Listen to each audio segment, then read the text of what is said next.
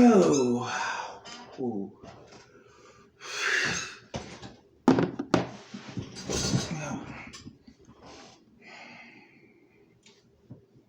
Welcome to a new Wary with Cary. Very appropriate today.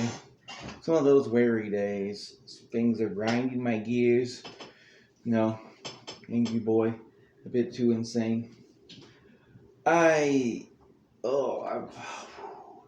Something today just really grind my gears. Several things.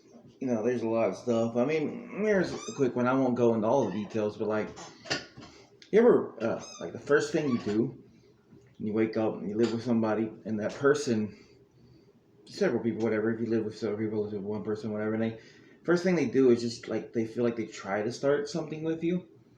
Like I was eating something that was mine, so I was hungry, I went to go eat it, and I having somebody tell me, oh, that's not yours, that's for everybody. And then they were wrong. My first instinct is I'm hungry. I just woke up. To be honest, I wasn't feeling too good. And I'm responding with anger, like, no, that's mine. I bought it yesterday for myself. What are you fucking talking about? Then finally it's revealed that they're wrong. It's just something else that's there in the fridge that looks similar. But they don't admit they're wrong. No, they just kind of shut up and don't even say anything. I have a situation like that. So that's a fun way to start the day, right? So yeah, that's the way to grind my gears. And there's a lot of shit going on, including Marjorie Taylor Greene still being in Congress despite being a horrible human being, an evil cunt, literally promoting violence. Now, what the fuck is up with that? There's a whole video or podcast I probably want to do about that evil, horrible human being. Disgrace, a wart on the ass of humanity. One day I want to do that. And America, of course. Just a fucking genital wart on the balls of America. But, fuck that bitch. We ain't gonna talk about her today. And fuck, but in general, I'm pretty sure this probably apply to her too, but fuck anybody. I'm talking about this probably more in a video or podcast later, because it's a big issue, and I don't want to compartmentalize this part of one rant and then another rant, but anybody who, as we found out now, is trying to overturn Roe v. Wade, trying to make abortion illegal in the whole country, because it's already pretty illegal in Texas, which is fucked up. In several other states, I think it's near illegal at least. And like, fuck you pieces of shit. You assholes, y'all can literally wake up every day for the rest of your life in a bed full of bed bugs, just covered in them. You can have all your food be rotten and undercooked or overcooked, whichever's worse in that scenario. Whichever doesn't, whichever is the worst case of it. Fuck them and fuck anybody who supports this. Y'all all deserve the same shit. You deserve to do the splits every day when you're wherever you're walking, land, do the splits and hit your balls or your pussy, whatever. You deserve to land, stub your toe painfully multiple times. Like, you are just scum. Fuck you. You're not pro-life. This is why it's a middle finger. You are not pro-life. You're pro-birth. You don't give a fuck about people after they're born. That's a fact. There's a whole rant. I think I did go a little into the rant, but I'll shut up now except to say that, fuck them. Fuck them. Not you. If you're watching this, that doesn't apply to you. No, you're cool. I mean, I'm pretty sure people watching this have a soul. And therefore, it doesn't apply to you. You're cool. You're evergreen. Now, I want to talk something a little less low-key, but it does annoy me. And it's been building for a while. It's been bottling up. Been bubbling up from the surface. And that's this. So, it's going to take a lot of explaining. But basically, this is a wrestling video. Even though the first 4 minutes have anything to do with it. But there's this ongoing critique in the IWC. It's been going on for about a year, at least. But it's really amped up in the last few months. And it's about AEW's booking of their women's division compared to several other women's divisions, but for the sake of this argument, it's WWE's booking. And I can't speak to Impact or other companies because I don't really pay attention to them too much. I do know that Impact is usually pretty good at booking their women's division, this is my understanding, and they have quite a few great women wrestlers there. And I'm not here to really talk about the talent of it. That's not what I'm here for. I'm here to talk about the booking and more specifically the people's response to it. Now, I think fairly that in the last year, AEW has done a good job of booking their women better than where they were, especially where they were a year ago, and definitely where they were 3 years ago. I also think, though, that they could be doing a lot better. I think that's a fair criticism. I think some people are going to feel more strongly about this. My opinion is that, yeah, there definitely needs to be things like 2 women's matches on Dynamite, not every week, but at least every once in a while. And if you want to say, well, that should be every week, I would like to point out that SmackDown and Raw sometimes don't have 2 women's matches on their show. NXT usually does, but NXT has shorter matches. Also, NXT is all about getting exposure for some women or some wrestlers in general who don't know how are quite ready, to wrestle yet. They're kind of not ready to be in the mainstream, the main stars yet. So they're trying to give them even like a short match just to kind of get them ready.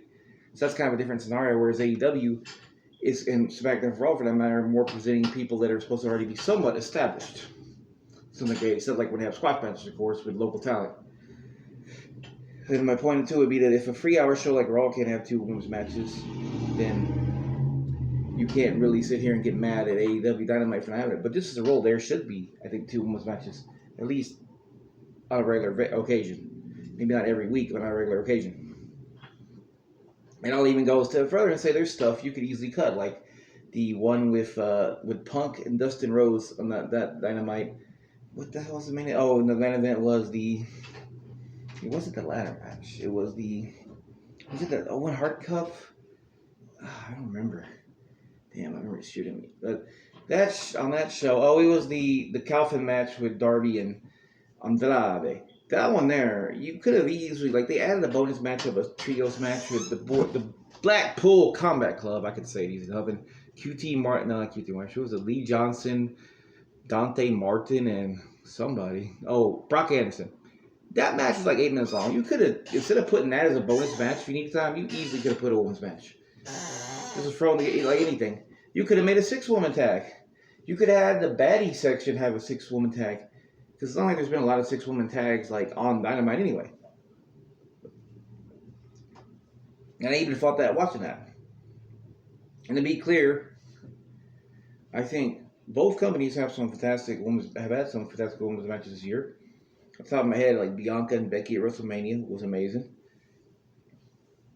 And the Thunder Rosa Britt Baker cage match, fantastic.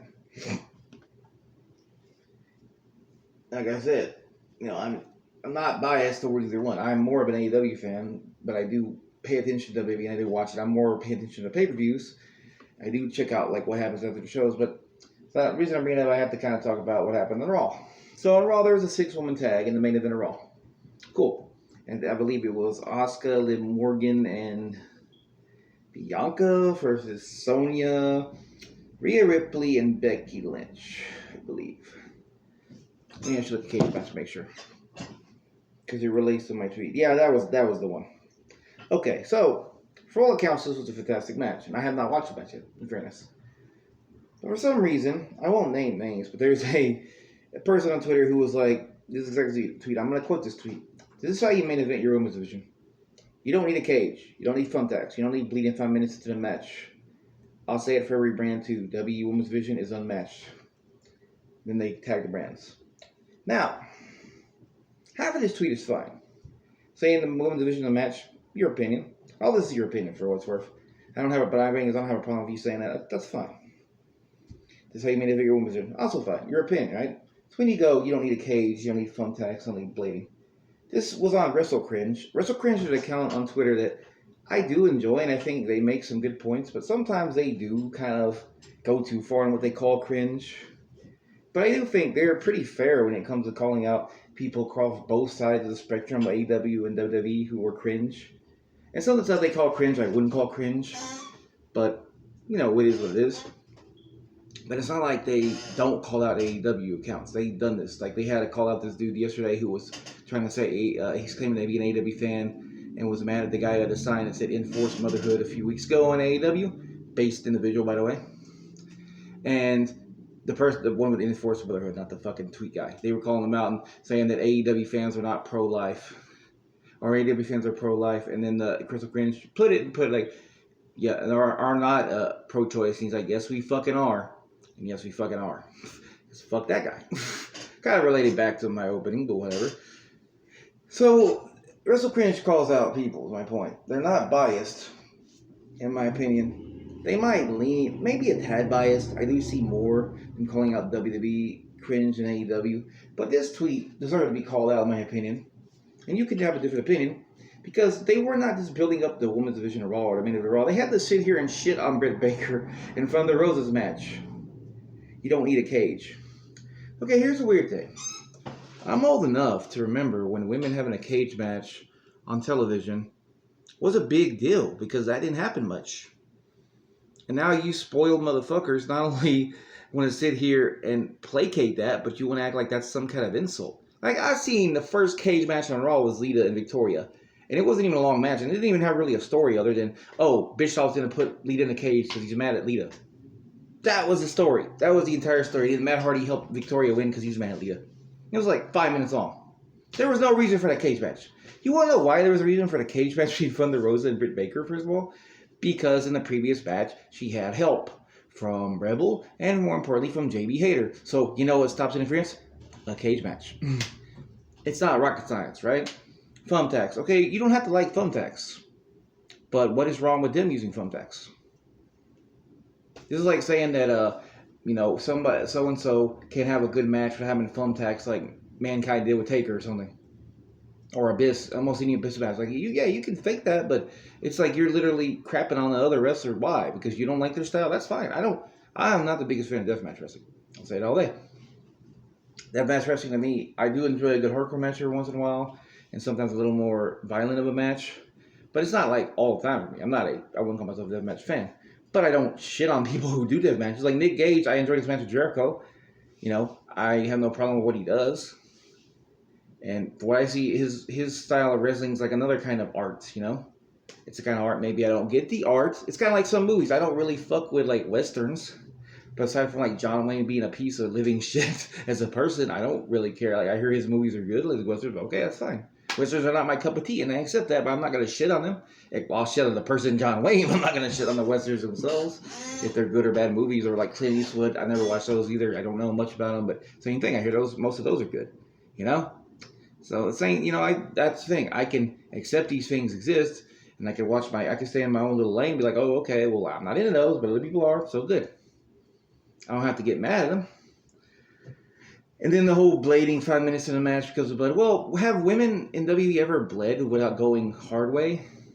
Also, it's ironic to make fun of blood at all, not only related to WWE, but because, WWE, lots of stars have gotten over because blood, whether intentional or unintentional. But using that in the women's division, when Becky Lynch got way more over after she got her nose busted open by Nia Jax, there's a famous picture of her in a crowd like this, right? Yeah, you're going to sit here and crap on other women bleeding? And in the context of a very personal feud. And also that match was a year after their other match, which was a lights out match, which was specifically made to be like a hardcore style match. So it's a reference to that. And the fact that people don't seem to understand that. See, my problem here isn't that people don't like the match. If you don't like Thunder Rosa and Britt Baker, that's fine. No problem. I mean, I do not have a problem with people not liking things I don't like. I have friends who don't like things. Like, I have a good friend who thinks Bianca Belair sucks. They don't enjoy her wrestling. They think she's bad. I disagree. I think Bianca Belair is fantastic. I think there's been some missteps in her booking, but I think for her, for the most part, has been great. I enjoy watching her a lot. I don't have a problem with them expressing their opinion about that at all. That's not my issue here. My issue is that you get people who are mad at Wrestle Cringe now. And keep in mind, you can scroll on and not say nothing about Wrestle Cringe. You can be like, well, I don't agree with that, but okay, let's move on. But instead of that, you got people going, oh, well, what's the problem with, I'm not going to say the person's name, but she said, like, what's the problem with badass women main eventing or highlighting them? Completely ignoring half of the tweet being about Thunder Rosa and Britt Baker. And then when I pointed out this, I didn't use my own tweet. I used somebody else who pointed out that they were shitting on that match. She tried to reply with, hey, when did they mention that match? Like, are you gonna fucking kidding me? There's no fucking way you're gonna sit here and tell me they were not talking about that match. What other main event women's match do you know of in any, like, TV wise? Sure, there might be some, like, in, like, TV, like, shows, like, indie shows, and TV wise, that, especially recently, that have featured thumbtacks and a steel cage and bleeding. I don't know any. Do you know any? And I'm not even going to say the name of the person who put the original tweet here, the Russell Cringe tweet. You can look up yourself on Twitter if you want. They didn't even mention like a few months ago there was a main event, an Impact of Deonna Purrazzo and Roxy, and it had both titles on the line. They didn't shit on them for that, did they? They booked their women in the main event too, but all of a sudden they don't even pay attention. Hell, Impact, I believe, had a main event in the woman at Hard to Kill, I believe, in the main event of the pay-per-view. Something that WWE and AEW haven't done this year. WWE's done it in the past. AEW's never done it. But did they do it in the pay-per-view? No. And let me see if I can find Hard to Kill right here and make sure of this. My point is, though, they're not mentioning these things. Why are they not mentioning it? Because they want to shit on AEW. And they want to shit on that feud. And, like, fine, I guess, if you want to do that. But I'm going to call that cringe. And so is Wrestle Cringe. And you can't sit here and go, like, well, why is that cringe? That's why. Because you can build up your women's roster. Yeah, that was a main event. A Texas Death Match between Mickie James and Deonna Purrazzo. Main event of a pay-per-view that took place on January 8th. Literally in the first week of the year. Something that so far WWE has not done, or AEW has not done, and I doubt they will do. Maybe WrestleMania Backlash, main evented by Charlotte and Ronda Rousey, and I quit. I could see that being the main event. And if so, bravo to WWE, you know? But neither one has done that. Now, I'm not much of an Impact fan in this day and age. I try to get into it by using out of it, just kind of my way. Kind of like Marky D in that way. But, you know, that deserves to be mentioned, but nobody mentions it. Nobody is ever like, hey, how come Impact Wrestling did this like 4 months ago, or 5 months ago now, and neither company has done the same? And how come you're bringing up, they're doing that main event, but you don't bring up Impact making women's main events? Also, this person is completely wrong because there have been other women's matches in the main event of AEW, although off the top of my head, I think the only other one was Britt Baker and Red Velvet. So, maybe not in that, it did not have blood or thumbtacks, it was just a regular title match in Pittsburgh. Maybe not the best example, but, you know, it is what it is. But it's such a weird dichotomy, right? Like, we can admit, I think most wrestling fans, even the ones who love AEW with a passion like me, most of us can admit, like, yeah, they can book their women's division better. Tony Khan, he's not doing the best job he can with that. He needs to do better. He needs somebody like Kenny Omega helping him out with that. But anyway, there's really no excuses. You had 3 years. You have a good enough women's roster. And you now have another wrestling company. And you can bring in all these stars. Like, you can do better. At the very least, you could have 2 matches on Dynamite at least once a month, if not like every week or every other week. You know, something like that. And yes, I know Rampage exists, and I know the women usually have matches on Rampage, and sometimes there's 2 women's matches on Rampage. I think there's only been a few times that happened, but it's happened, right? But it's this weird dichotomy. Like, for example, a few months ago, people were trying to say Britt Baker, the mixed tag match they had on Dynamite between Britt Baker and Adam Cole against Orange Cassidy and Chris Statlander, which was a great match, shouldn't count towards a women's match because it was a mixed tag, which is like, what the fuck is that? Now you're gonna not count the efforts of the women in this match because it was mixed tag as the guys were in it half the time? That's bullshit. Because you wouldn't do that to WWE or any other wrestling company. You'd be like, oh, okay, here's a mixed tag match. Like, who the fuck says, like, at WrestleMania, I have the Mania right here. Let me find it real fast. This WrestleMania. Nobody's not counting Ronda Rousey and Stephanie's match as a women's match. There's 3 women's matches on this pay-per-view in this WrestleMania. Everybody's counting it. Right? Like, nobody's sitting here going, oh, that doesn't count. Technically 4 if you count the kickoff, but, you know, whatever. Nobody's sitting there, but when AEW is it, oh, we're not counting it, you know? What the fuck? That's just a really crappy take. It's a shit take. Your opinion is splish splash. Your opinion is trash. Okay? And I love women's wrestling. Women's wrestling is amazing. Women's wrestling is fantastic. I love the shit out of Asuka, by the way, so I'm definitely going to be... I'm going to go try to watch her return and stuff like that. To say, little side note, Raw to me, I haven't watched all the Raws, but Raw since WrestleMania has been cooking really good. It's been put on great shows, in my opinion. They're doing a really good job of like building that must-watch energy that I feel like AEW has done good a lot, but has kind of lacked a little bit. Not so much 2022, but like in 2021, it was kind of missing sometimes. They've done a good job of having that must-watch energy. I feel like they've done really well. And I want to just put that over for a bit, just because, why not? Because I do enjoy WWE sometimes. But I just get tired of this dumb double standard. And like perfect examples, when SmackDown doesn't have a women's match, nobody says boo boo. When they have like a women's like contract signing, but no actual match, no boo boo, no problem. Dynamite doesn't have a single women's match. People lose their goddamn minds. To paraphrase that Joker quote.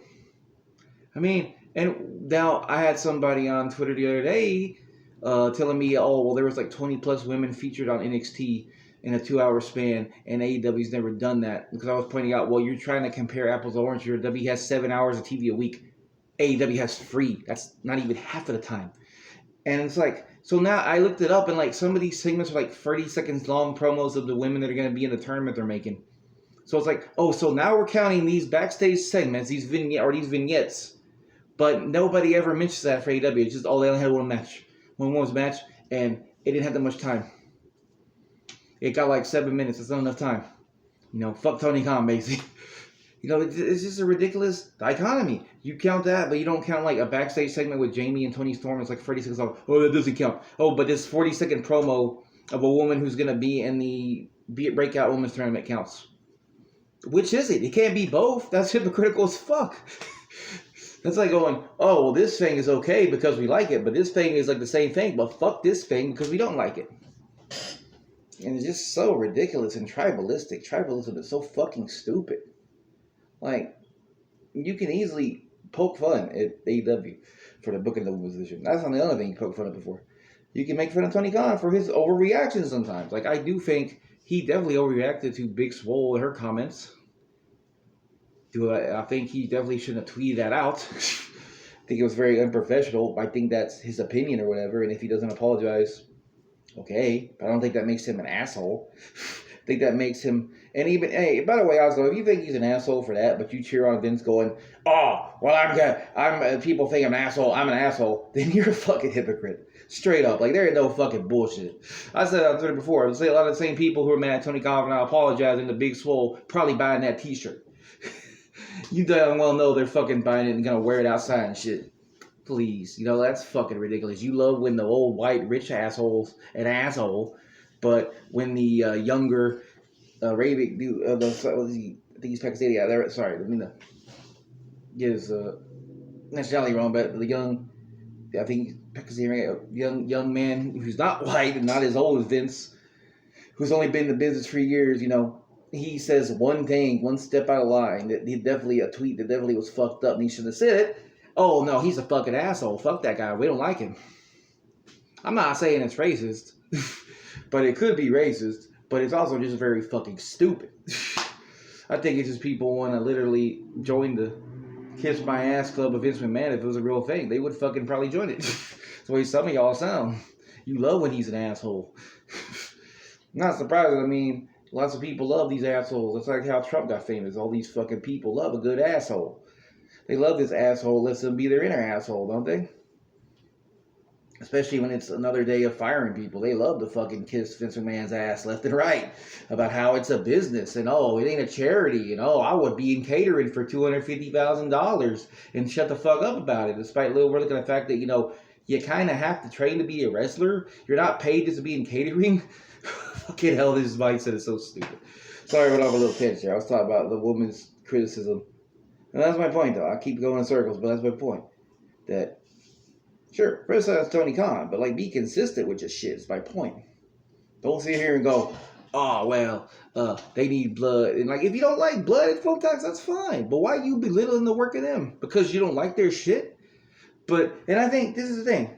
This is the thing. You have to go to Twitter and see this, but, like, if you even so much as say anything bad about a W women's wrestler, you'll get all these people getting mad at you and going like, oh, how dare you? They'll be like calling you, they literally will think you're sexist. Even though you could literally say the same thing about a male wrestler, nobody cares. There's this weird double standard in wrestling where if you say something bad about a women's wrestler, you're like a sexist, you're a misogynist. But if you say something, especially if you're a guy, maybe it's different if you're a woman, but if you're a guy, like, on your ass. If you say something bad about a male, like, nobody fucking cares. They might just disagree with you, but they're not going to call you like a sexist or whatever.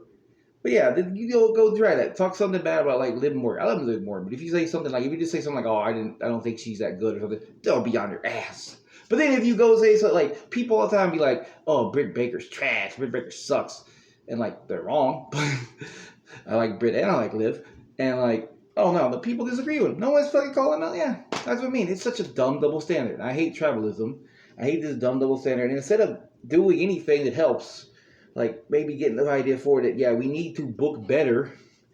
Maybe pointing out that oh, it wasn't that instead of actually putting forward the idea that AEW does need to book their one better, you're just putting forward this dumb idea that they need to bleed and use thumbtacks in a cage in a blood feud over a title because like that's what they gotta do to get over. Please, like by your fucking, it's just such a dumb like, and it goes back to the Vince saying a long time ago, or no, I think it's this year that they're gratuitous self mutilation. Like people just drink the Kool-Aid. It's annoying. Like hey, fuck their booking sucks. Their booking sucks, but just be consistent with it. Call out the shit. And there'll be some dough. And for that matter, if you're gonna try to build up your main event, why you gotta sit on somebody else's main event? Why you gotta do that? Unless they're a bad person. Like I'll say, like if like fucking like who's one of the worst wrestler? Like Joey Ryan. Joey Ryan had a good match. Like fuck that dude. You want to fucking tear him? No, that's fine, But like, as far as I know, Britt Baker from the Rose ain't that bad. What have they fucking done? Nothing. And nobody in the 6-woman tag did anything either. Like, there's no problems there. So what the hell's the issue? Build your people up without tearing other people down. It's not that hard. Hell, what they taught me a long time ago in high school, like put ups without put downs. But that's what, the IWC don't lead, not the entire IWC, but some of the IWC. I don't even consider myself part of the IWC because they fucking weird. But some of the IWC doesn't understand. And that's all I gotta say. Thanks for watching my little rant. And hope you're having a great day. Bye.